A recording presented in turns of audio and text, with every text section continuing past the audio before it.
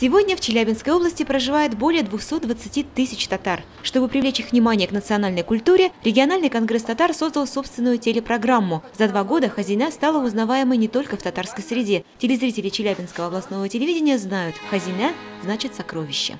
Если мы куда-то приезжаем, в татарское село, например, и говорим, что это программа Хазина, о, нас готовы там кормить, поить до отвала.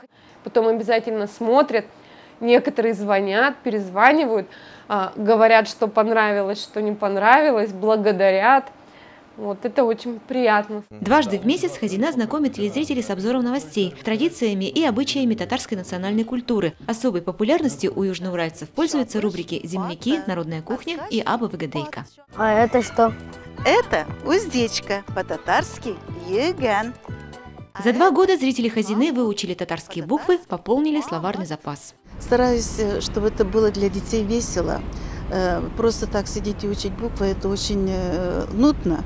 А поэтому мы начинаем сюжеты брать из сказок, или какую-нибудь игру придумать, или как-то какой-нибудь юмор берем.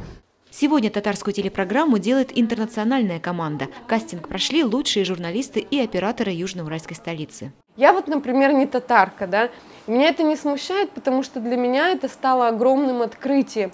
И, может быть, вот такой взгляд со стороны, да, он позволяет, немножко по-другому посмотреть на то, что каждому татарину знакомо с детства. Ведущая программы сегодня – финалистка проекта «Татар КЗ-2011». Никогда с этим не была связана, никакого опыта, как говорится, ни на телевидении.